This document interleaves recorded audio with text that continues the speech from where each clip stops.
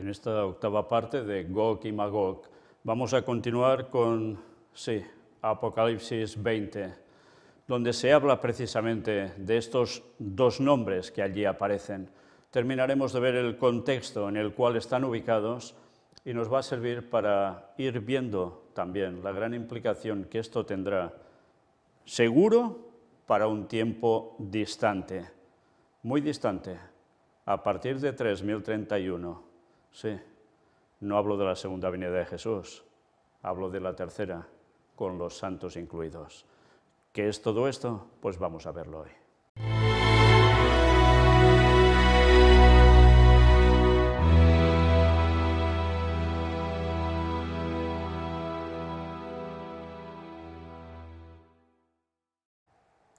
La conferencia de hoy va a ser corta, no va a ser muy extensa, va a ser la finalización del análisis de esos versículos que tienen que ver con Apocalipsis 20, el milenio, donde aparecen Gog y Magog. Vamos a ver, una vez más, qué nos termina diciendo este comentario bíblico adventista, el tomo 7, donde vamos a reanudar justo en el punto que lo dejamos. El último de los textos nos hablaba de Gog y Magog. Pues bien, fijaos cómo nos va continuando la descripción de cada versículo prácticamente. La batalla. El artículo definido pone de manifiesto que será una batalla especial, el último conflicto entre Dios y los que se rebelaron contra Él. En el conflicto de los siglos, páginas 721 a 723, se termina de dar esos detalles de un modo magnífico, la verdad. La arena del mar, es decir, más de lo que pueda computarse. Es una expresión que se usa en otros textos bíblicos, en Génesis 22, 17 también. Esta hueste la componen todos los réprobos desde la fundación del mundo. Por tanto, ya podéis daros cuenta que es evidentemente una cantidad innumerable prácticamente desde el inicio de la creación, cuando el hombre peca, el que primero se aparta, ¿quién es? Caín. Pues ya podéis ver desde Caín en adelante todos los que han sido estos llamados aquí como réprobos, o sea, los impíos, por decir algo, ¿no? Los que no van a ser salvos. ¿Nos damos cuenta de qué inmenso ejército va a ser eso? Estamos hablando de millones de millones de millones de personas. Versículo 9 nos habla sobre la anchura de la tierra. Compárese con una expresión similar en Habacuc 1:6. Los impíos, bajo la dirección de Satanás, marchan contra el campamento de los justos. Y es interesante cuando habla de la anchura de la tierra, porque esto nos muestra cómo, evidentemente, la anchura de la tierra no es solo una pequeña zona de este mundo, sino de los 4 ángulos de la tierra. De todos esos lugares, imaginaos, da igual si resucitaron en esta segunda resurrección, la de los impíos, en América, sea del norte, del centro, del sur, si es en la Antártida, si es en Asia, si es donde sea, desde cualquier punto cardinal, todos esos muertos van a resucitar. ¿Y qué harán? Pues pasar por algún sitio, de un lugar a otro, hasta llegar al territorio donde va a tener la gran batalla. El campamento, en griego, parembolé, campamento. Parembolé se usa para referirse a los cuarteles de los soldados o a un fortín, como cita también Hechos 21, 34 y 37, a los ejércitos en formación de guerra, en Hebreos 11, 34, o a un campamento de personas, en Hebreos 13, versículos 11 y 13. Parembolé describe aquí a la Nueva Jerusalén, sí, porque es donde va a ir todo el meollo de la cuestión. Y dice, y la ciudad amada. La ciudad amada es la Nueva Jerusalén, tal como describe el capítulo 21, versículo 10 de Apocalipsis. Algunos eruditos distinguen entre el campamento y la ciudad, pero por lo menos está claro que los santos estarán dentro de la ciudad durante el asedio. Y en el libro de Primeros Escritos, las páginas 292-293, también se describe con más detalle. El hecho de que la ciudad amada es sitiada demuestra claramente que ya ha descendido, o sea, del cielo, aunque su descenso se describe en el capítulo 21, versículo 1 y 9 y 10. Uno de los acontecimientos más importantes después de la terminación de los 1000 años es el descenso de Cristo, los santos y la ciudad santa, o sea, la Nueva Jerusalén. La narración es muy breve, pero la secuencia de los acontecimientos es clara cuando se examina todo el contexto. También nos habla de fuego. Sin duda se refiere a fuego literal como medio de destrucción, que es lo que desciende sobre estos impíos. Consumió. La flexión del verbo griego denota una acción completa. Los impíos serán aniquilados, sufrirán la segunda muerte. Nos dice ver el comentario del versículo 6. Aquí no se insinúa una tortura perpetua en un infierno que arde para siempre. Judas 7 también nos describe lo mismo. Por tanto, ya ves, es una acción completa. No es eso de que, irá quemando y quemando y quemando por la eternidad. No, no, nada que ver con esto. El versículo 10 nos habla del lago de fuego. Nos dice ver el comentario del capítulo 19, versículo 20. Este lago de fuego es la superficie de la tierra que se convertirá en un mar de llamas que consume a los impíos y purifica la tierra. O sea, esto en el fondo es el infierno, ¿eh?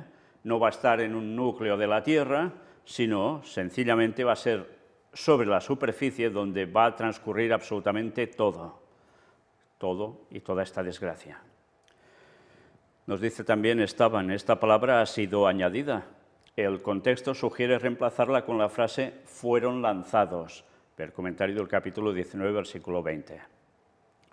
Serán atormentados. El sujeto plural del verbo son el diablo, la bestia y el falso profeta. Debe notarse que la bestia y el falso profeta no son seres literales, sino simbólicos. Sí, fijaos una vez más, a veces en una profecía pueden haber elementos que son literales y elementos que son simbólicos y pueden estar en la misma profecía. Esto, como dije en otra ocasión, es necesario saberlo distinguir, porque de lo contrario se pueden caer en errores de interpretación brutales, totalmente desencaminados.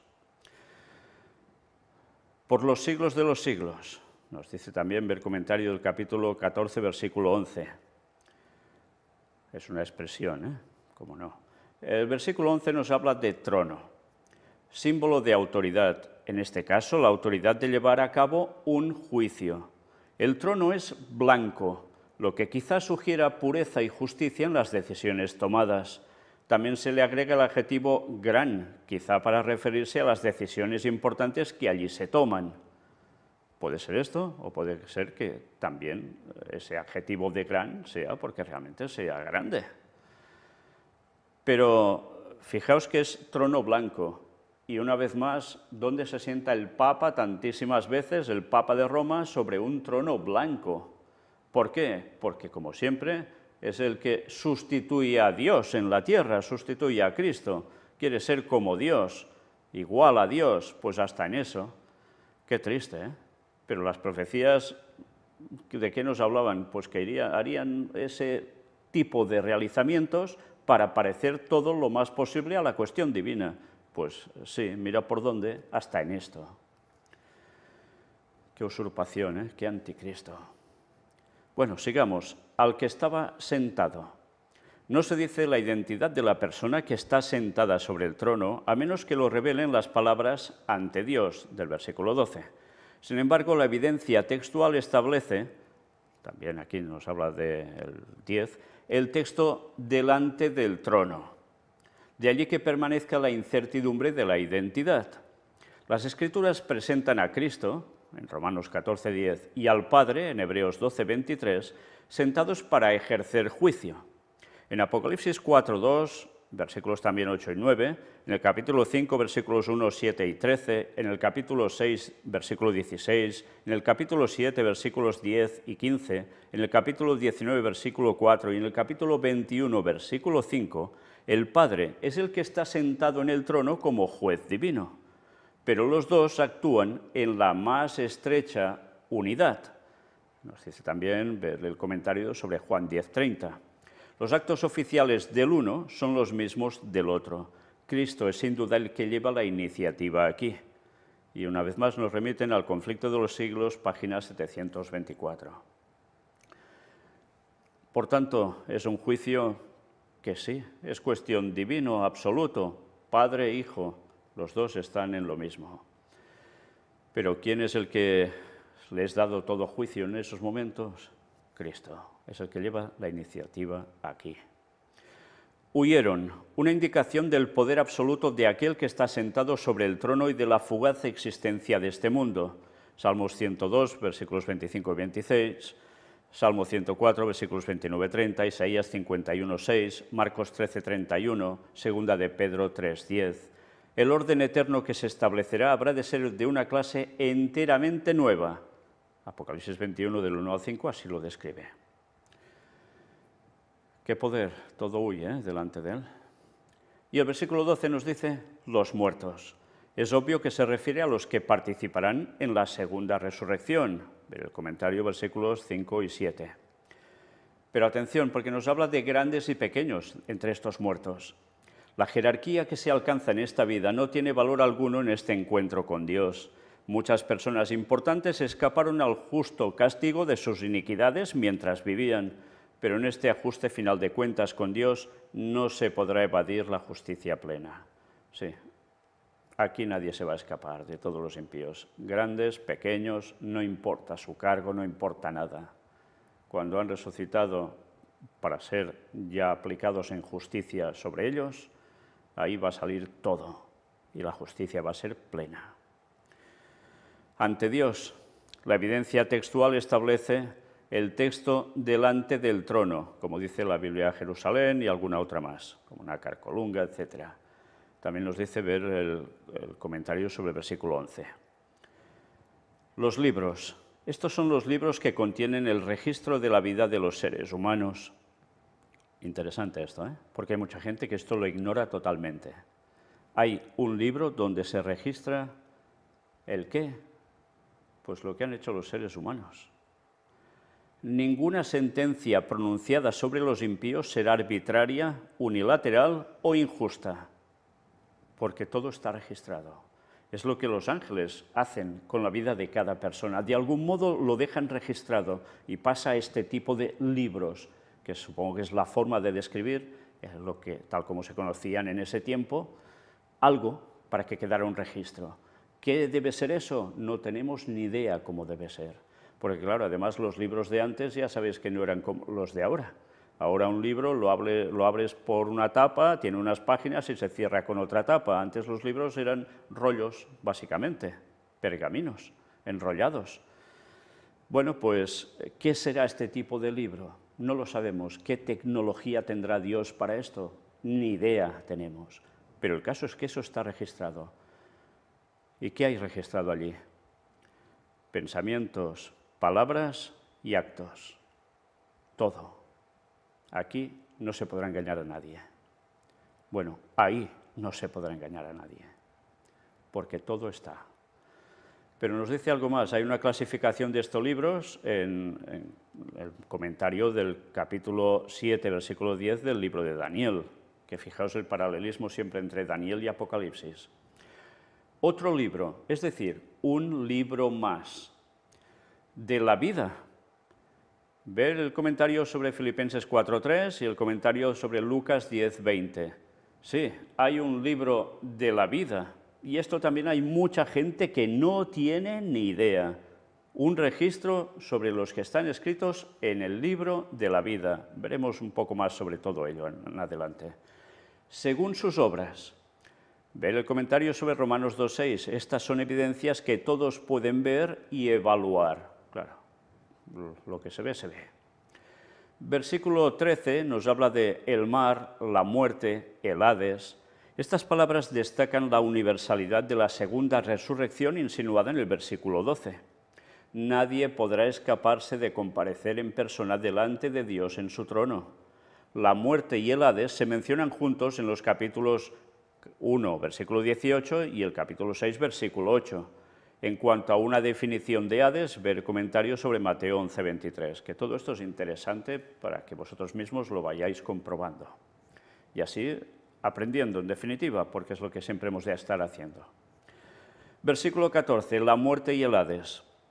Una personificación de la muerte y el Hades. Este lanzamiento de ambos en el lago de fuego representa el fin de la muerte y el sepulcro o morada de los muertos. No tendrán jamás parte alguna en la tierra nueva, pues son fenómenos mortales que solo pertenecen a este mundo. La muerte es el enemigo final que será destruido. 1 Corintios 15, 26 y versículos del 53 al 55. Sí, allí ya se habrá acabado el tema de la muerte por la eternidad. Los salvos ya no morirán jamás. No serán sepultados ya nunca, porque nunca morirán. Eso se le llama la vida eterna. Y además, con calidad, no como ahora eternamente, que eso sería un desastre. Nos habla del lago de fuego, también nos dice, ver el comentario del versículo 10, nos habla de la muerte segunda, ver el comentario del versículo 6. Y ya terminando, el versículo 15 nos dice, y el que en el libro de la vida solo permanecerán los nombres de los que hayan sido fieles. Los nombres de los que no perseveraron hasta el fin serán borrados. Y cita el capítulo 3, versículo 5 de Apocalipsis. Los nombres de muchos nunca estuvieron registrados allí porque en el libro solo están los nombres de los que en algún momento de su vida profesaron fe en Cristo. Dice, ver el comentario sobre Lucas 10, 20. Por tanto, se puede estar inscrito en el libro de la vida, tú dices, sí, yo soy cristiano, quiero seguir al Señor, vale, muy bien. ¿Quedas inscrito? Sí, sí, pero quedas inscrito, pero puede ser borrado. Porque como no hayas ido en consonancia con lo que realmente debiera ser, tu nombre borrado. Y eso es para temblar, porque si es borrado pasarás a ser de los impíos, que ya sabes cómo van a terminar. Es fuerte, ¿eh? Sí, pero es lo que hay.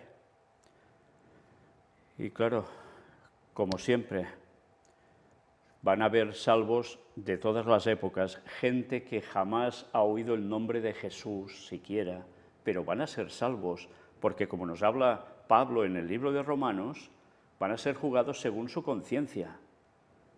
Y por eso, como nos dice un libro en el Antiguo Testamento, que habrá algunos que cuando hayan resucitado le dirán al que es Jesús, ¿qué son estas heridas en tus pies y en tus manos?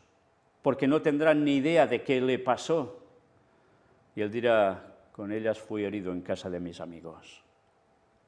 Sí, con los propios judíos. Qué fuerte, ¿eh? Bueno, pues esos también formarán parte de la salvación. Y luego finalmente nos dice el lago de fuego, que es lo que hemos dicho sobre la superficie de la tierra, se va a convertir en un lago de fuego impresionante, que todo va a arder y va a quedar todo deshecho. Nos dice ver el comentario sobre el versículo 10 y también Mateo capítulo 25, versículos 41 y 46 y Apocalipsis 21, 8. Así es el contexto donde aparecen Gog y Magog en Apocalipsis capítulo 20. Ya veis, aquí directamente hace hincapié en que son el gran ejército de todos los impíos llevados adelante por Satanás para atacar a la Nueva Jerusalén y querer acabar con el reino de Dios, con todo lo que eso implica. Ya sabemos que van a terminar fatal, queda más que claro en la profecía. Por eso sabemos que somos más que vencedores en Cristo, porque el futuro ya está clarificado de cómo va a ser. Y si estamos con Él, aunque muramos aquí, aunque pase lo que pase, luego estaremos allí, dentro de la Nueva Jerusalén, no fuera atacando, sino mirando todo desde dentro de las murallas. Y a partir de allí, una vez finalizado todo este proceso tan desagradable, la paz y el reino de Dios va a estar por siempre. Y nosotros con Él. ¿No queremos eso? Sin muerte, sin dolor, sin pecado, sin problemas. ¿En serio no anhelamos eso? Pues si no anhelamos eso, realmente tenemos un grave problema. A partir de aquí, nosotros vamos a hacer algo más, que creo que es sumamente necesario, porque estas conferencias las ven personas que son adventistas, otros que no son adventistas, que son cristianos, otros que no lo son, y no saben a veces qué conceptos utilizamos en expresiones que aparecen en la Biblia y que a veces no aparecen como tal en la Biblia, pero es un concepto que va asimilado a algo que aparece en los textos, y se quedan un poco como no sabiendo qué es cada cosa. Pues bien, vamos a continuar con la lectura, donde aquí lo dejan, con una serie de comentarios que van a irnos muy bien, no solo para nosotros, sino también para tanta gente que debido a sus otras creencias que han podido tener, o que aún estén en ellas, ignoran mucho de lo que hoy hemos dicho, pero más de lo que aún hay. Y debemos clarificar todo ese concepto. Luego volveremos de lleno, cómo no, a Gog y Magog, pero ya no basados solo en esta parte de Apocalipsis 20, que queda muy claramente definido que es después del milenio, sino también en, cómo no, Ezequiel 38 y 39 de nuevo. Y vamos a ver lo que dijeron grandes intérpretes de la profecía, que no pueden dejarnos indiferentes y que, por desgracia, parece que han sido borrados de la memoria mundial, incluso entre los adventistas, que deberían estar al tanto de todo esto. Pues vamos a recuperar esos escritos y vamos a ver qué claridad mental tenían y cómo Dios iba guiando. Y eso sí, cosas que antes tenían muy claras, ahora parece ser que no tienen nada que ver según algunos. Pues vamos a mostrar todo eso. Pero antes, como os he dicho, vamos a finalizar con esa lectura que aparece en este comentario bíblico, tomo 7, sobre Apocalipsis 20, porque vale la pena tener esos conceptos más que claros. Una vez más, esto se acaba, sí. Y aunque lo que aquí se describe va a ser en el año 3031 y a saber cuánto dura eso, hasta el fin definitivo, que todos fulminados los impíos, Satanás y sus ángeles también, y conseguir la vida eterna en paz al lado de Dios y de todos los santos de todas las épocas, y ángeles no caídos, y seres de otros mundos que jamás han pecado, antes tenemos algo que debemos resolver muy bien, porque si no superamos esa primera etapa no estaremos en esa segunda, en la Nueva Jerusalén. Y eso es Maranata 2031. El Señor es cuando vuelve y cuando cada uno habrá hecho ya su decisión y no habrá marcha atrás. Que Dios os bendiga.